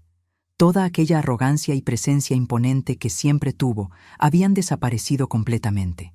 El hermano José Carlos empezó leyendo formalmente las acusaciones que habíamos hecho. Desviación de fondos de la congregación, inmoralidad sexual grave, doble vida, uso habitual de prostitutas, hipocresía en el liderazgo espiritual. Cada ítem sonaba como una bomba explotando en aquella sala en silencio. «Hermano Sebastián Herrera», dijo el hermano José Carlos con voz solemne, «¿cómo respondes a estas acusaciones extremadamente graves?» «Niego categóricamente todas esas acusaciones», respondió con una voz que intentaba sonar firme, pero que temblaba en los bordes. «Estas hermanas están haciendo acusaciones completamente infundadas contra mí por motivos personales que ellas saben muy bien cuáles son». Fue cuando presentamos metódicamente todas las evidencias. La copia de la agenda con los nombres de las prostitutas escritos de su puño y letra, las cantidades desviadas de la congregación con fechas y cantidades específicas, los relatos detallados de mis idas a la Casa de Madrid, el testimonio detallado de lo que vimos el sábado anterior. Con cada evidencia presentada, la cara del hermano Sebastián se ponía más pálida y más trastornada. Cuando el hermano José Carlos mostró la agenda con su propia caligrafía, vi sus manos empezar a temblar de forma descontrolada. «Hermano Sebastián», dijo el hermano Antonio, «¿reconoces esta agenda como siendo de tu autoría?» Miró el papel durante algunos segundos que parecieron eternos. Todo el salón estaba en silencio absoluto. Esa agenda. Hermano Sebastián, insistió el hermano José Carlos. Estamos esperando una respuesta clara. ¿Esta agenda es o no es tuya? Fue entonces cuando se desplomó completamente. Sí, dijo con una voz casi inaudible, es mía. El silencio que siguió fue ensordecedor. Después de algunos momentos que parecieron horas, el hermano José Carlos continuó.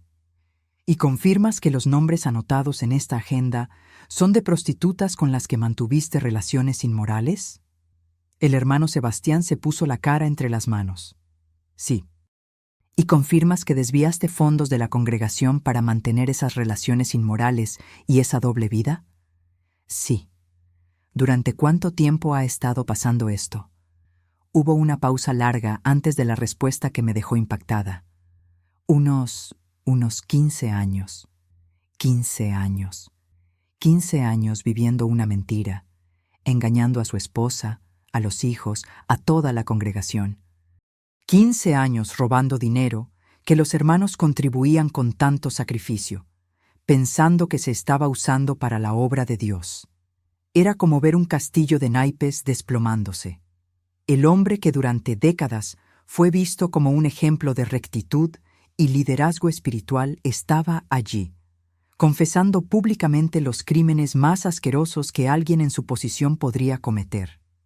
La comisión se retiró para deliberar durante cerca de 1 hora. Cuando volvieron, el veredicto fue unánime y definitivo. El hermano Sebastián sería expulsado inmediatamente de la organización, perdería todos los privilegios de servicio para siempre, y el caso sería reportado a las autoridades competentes por la desviación de fondos públicos.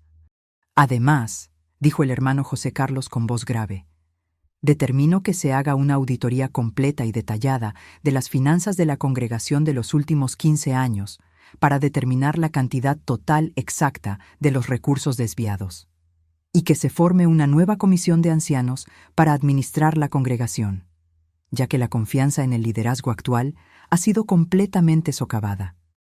Cuando salimos de aquella sala, la hermana Concepción y yo estábamos emocionalmente agotadas, pero también sentíamos un alivio inmenso. Finalmente, después de meses de angustia y lucha, se había hecho justicia de forma completa y definitiva. En los días que siguieron, la noticia se extendió por la congregación y por todo el pueblo como la pólvora. Las reacciones variaron entre shock profundo, incredulidad total y rabia intensa. Muchos hermanos que habían admirado al hermano Sebastián durante tantos años se sentían profundamente traicionados y engañados. La auditoría completa de las finanzas reveló una situación aún peor de lo que imaginábamos. Había desviado más de 14 millones de pesetas a lo largo de 15 años, una cantidad astronómica para una congregación de pueblo pequeño. Todo aquel dinero que los hermanos contribuían con tanto sacrificio, muchos renunciando a necesidades básicas para contribuir con la obra, había en realidad mantenido los vicios asquerosos de un hipócrita durante 1,5 décadas. El hermano Sebastián y toda su familia dejaron Santa Amelia menos de 1 semana después de la expulsión. No aguantaron la vergüenza, las miradas, los comentarios. Oí decir que se fueron a una ciudad grande en otra comunidad autónoma donde nadie conocía la historia. La hermana Concepción se quedó en la congregación algunos meses más, pero eventualmente también se mudó. Dijo que no conseguía más mirar aquel salón del reino sin acordarse de todo el dolor, toda la traición, toda la hipocresía que había vivido allí. Para mí, aquella experiencia fue un punto de inflexión absoluto en la vida. Seguí siendo testigo de Jehová algunos años más, pero nunca más con la misma fe ciega de antes. Aprendí que las organizaciones religiosas están hechas de personas, y las personas son falibles, corruptibles, capaces de las mayores maldades, incluso cuando predican exactamente lo contrario. En 2003, finalmente decidí dejar la organización definitivamente. No conseguía más creer en un sistema que permite que hombres como el hermano Sebastián asciendan a posiciones de poder y permanezcan allí durante tanto tiempo sin supervisión adecuada. Un sistema que protege líderes en vez de proteger las ovejas de las que deberían cuidar. Un sistema que prefiere tapar escándalos en vez de hacer justicia cuando es necesario. Hoy, con 72 años y toda la sabiduría que solo los años y las experiencias difíciles pueden traer, miro hacia atrás y veo lo ingenua que fui durante tanto tiempo. Pero también siento orgullo genuino de haber tenido valor para enfrentar la situación cuando descubrí la verdad. Porque si la hermana Concepción y yo no hubiéramos actuado con determinación, el hermano Sebastián seguiría engañando, robando y corrompiendo personas inocentes durante quién sabe cuánto tiempo más. La lección más importante que queda de esta historia terrible es que nunca, jamás, debemos poner a las personas en un pedestal tan alto que no conseguimos ver sus fallos y su podredumbre. No importa qué título religioso tenga alguien, qué posición ocupe en la organización, qué discursos bonitos haga sobre moralidad, todos somos seres humanos falibles. Y cuando alguien tiene poder sobre otros, es aún más importante mantener los ojos abiertos y cuestionar cuando algo no parece correcto.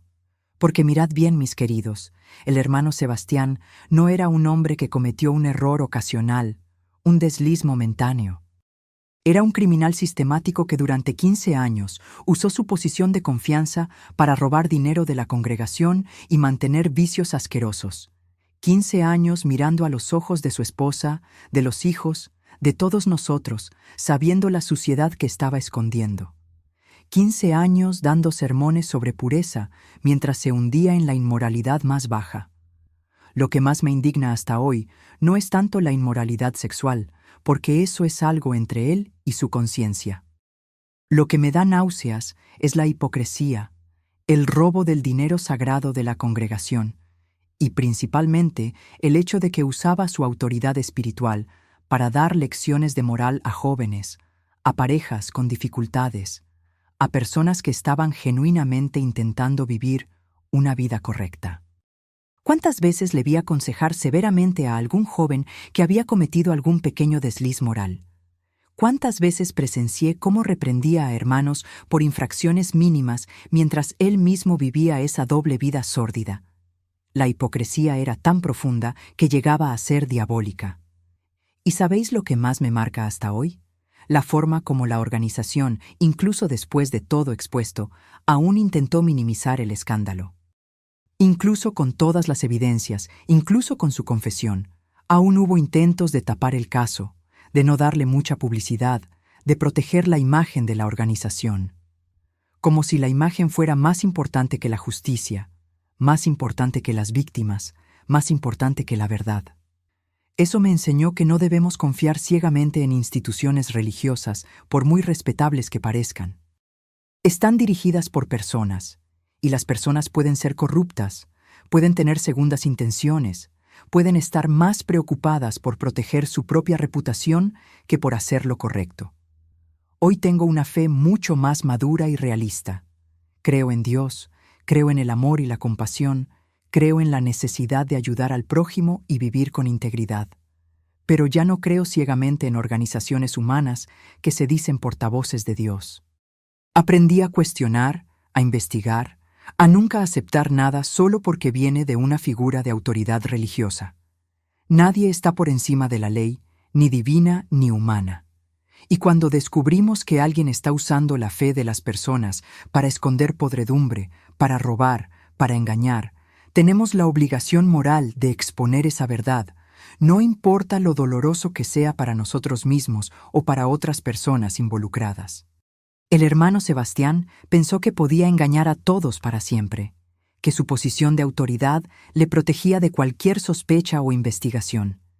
Se olvidó de que la verdad tiene el poder de salir a la luz incluso cuando menos lo esperamos, y cuando sale, barre toda la mentira por delante, dejando solo los escombros de la hipocresía atrás. Esta experiencia también me enseñó sobre el valor de las mujeres cuando deciden enfrentarse a hombres poderosos. La hermana Concepción y yo éramos solo dos mujeres sencillas, sin mucho estudio, sin posición social importante, pero cuando descubrimos la verdad y decidimos luchar por la justicia, conseguimos derribar a un hombre que parecía intocable. Eso muestra que cuando la verdad está de nuestro lado, no importa lo pequeños que nos sintamos, podemos enfrentarnos a cualquier gigante. La investigación que siguió también reveló cosas que me dejaron aún más horrorizada. Descubrimos que el hermano Sebastián no era el único que sabía sobre algunas de las desviaciones de dinero. Había otros ancianos que tenían conocimiento de algunas irregularidades, pero prefirieron cerrar los ojos para no causar escándalo en la congregación. Eso me mostró cómo la corrupción puede extenderse cuando las personas eligen el silencio en vez de la justicia. Una de las cosas más tristes fue ver cómo fueron afectados sus hijos. Marcos, el hijo mayor, que trabajaba en la tienda del padre, tuvo que lidiar con el hecho de que parte del dinero que mantenía a la familia provenía del robo de la congregación. Ana Paula, la hija pionera, tuvo que rehacer toda su vida espiritual después de descubrir que el padre al que tanto admiraba era un completo farsante.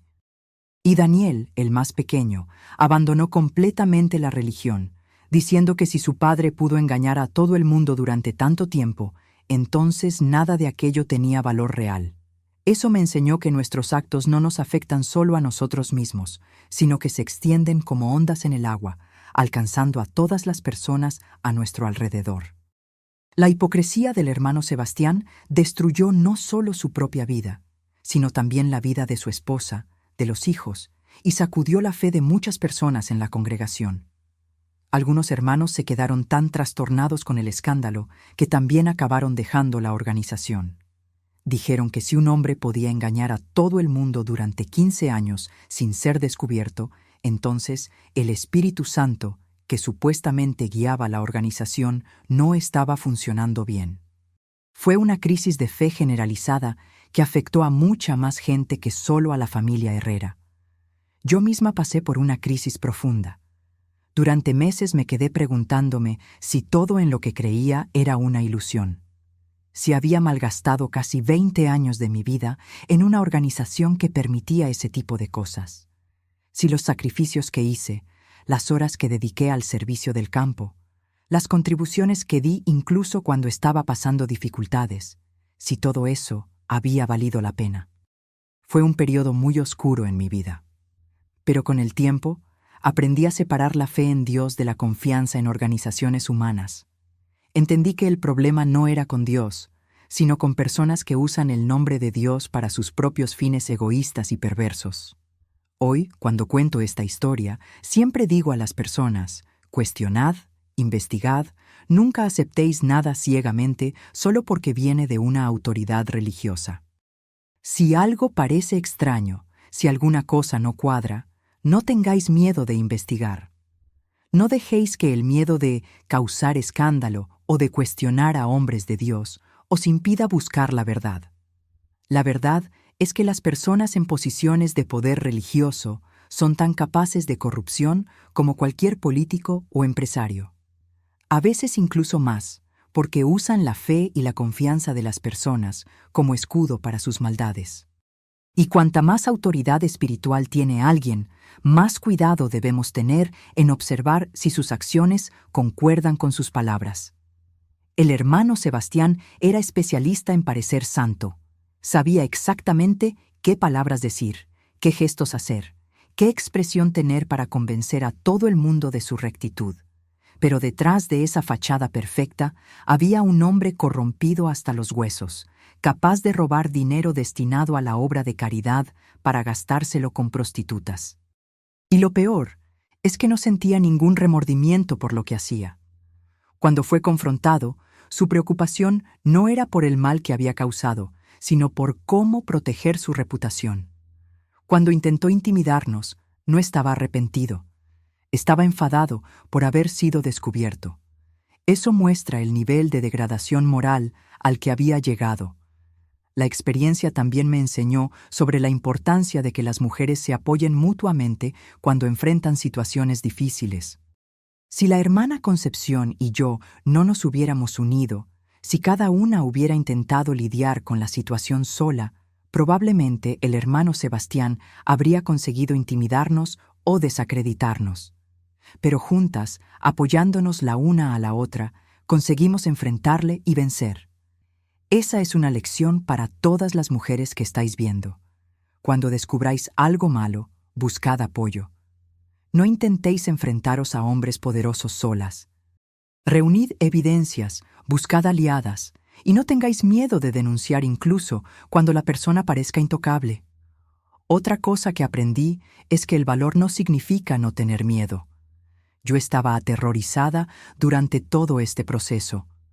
Tenía miedo de sus amenazas, miedo de que nadie nos creyera, miedo de las consecuencias para mi vida en la congregación. Pero incluso con miedo, seguí luchando por la verdad.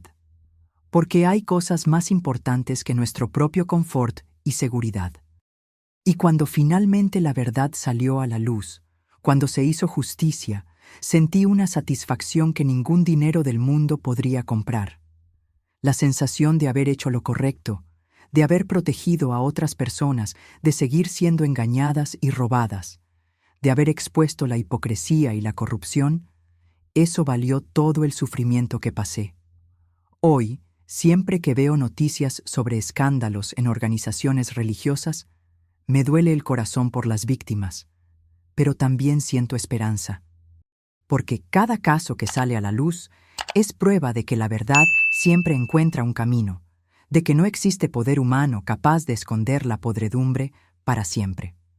Si os ha gustado mi historia, por favor, dejad vuestro me gusta y suscribíos al canal. Mostrad que mi historia no fue contada en vano. Y decidme en los comentarios, ¿habéis vivido alguna situación donde descubristeis que alguien en quien confiabais estaba viviendo una doble vida? ¿Cómo lo afrontasteis? ¿Tuvisteis valor para denunciar o preferisteis quedaros en silencio? La verdad puede doler al principio, puede destruir ilusiones que teníamos sobre personas que admirábamos, pero siempre, siempre libera al final. Y esa libertad, esa sensación de estar en el lado correcto de la historia, vale cualquier dolor que tengamos que enfrentar para conquistarla. Nadie merece ser engañado, robado o manipulado en nombre de la religión. Nadie merece que su fe sea usada como herramienta para mantener los vicios y la corrupción de líderes hipócritas. Y cuando descubrimos que eso está pasando, tenemos la obligación moral de actuar, no importa lo difícil que sea. Muchas gracias por acompañarme hasta el final de esta historia tan difícil de contar, pero tan importante de ser compartida. Que sirva de alerta y de inspiración para todos vosotros. Hasta la próxima, mis queridos, y recordad, la verdad siempre, siempre vence al final.